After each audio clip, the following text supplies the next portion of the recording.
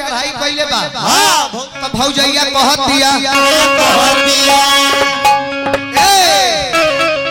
हाय हाय हाय हाय औरतिया कैसे कहत दिया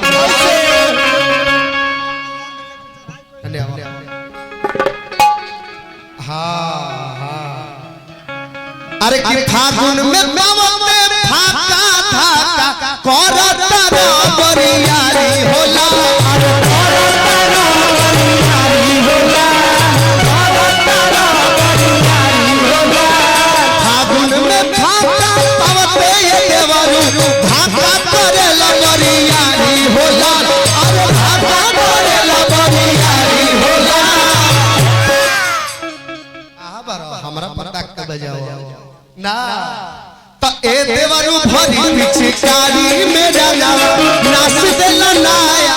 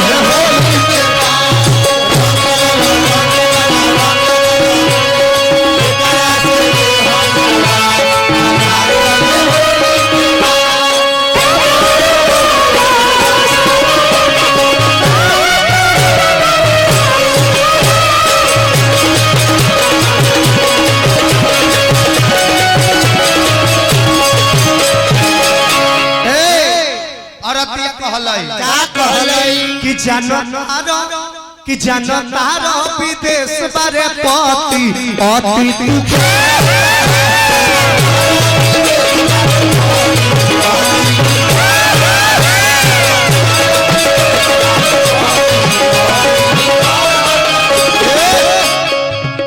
ताहर फगुआ में फिर गई माती छती तूफान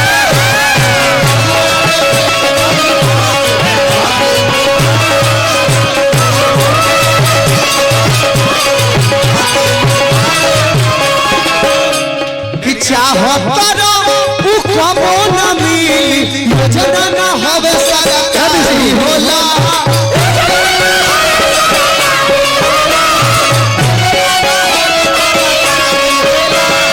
चाहो करो कबो न मिली योजना न हवे सरकारी होला अरे योजना न हवे सरकारी होला ये देवरू भरी पिचकारी मेरा नाम ए देवरू भरी पिचकारी मेरा नाम सीधे नया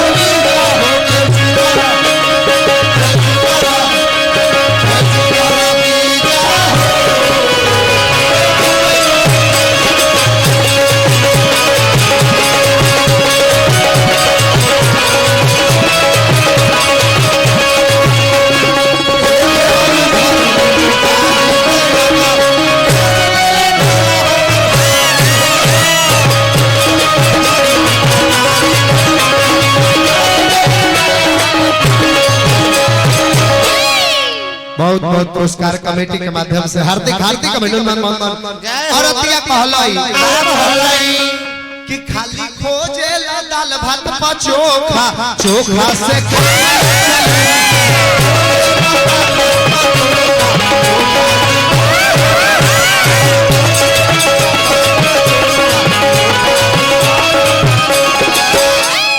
खाली खोजेला दाल भात पर चोखा चोखा से काम ना चले। अनेकों रुपया पुरस्कार भाई हमारा पप्पू जी की ओर से भगवान बना के रखो। सॉरी का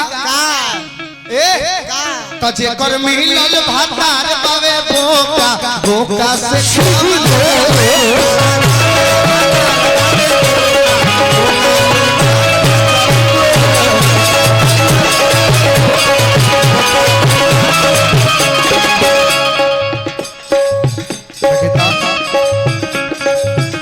रोशन जल्दी सोझा से हट जा नहीं तो सुन ले बगारी होला। अरे नहीं तो सुन ले बगारी होला नहीं तो सुन ले बगारी होला। ए हो रोशन जल्दी सोझा से हट जा नहीं तो सुन ले बगारी होला। अरे नहीं तो सुन ले बगारी होला। भरी पिचकारी मेरा नासी देला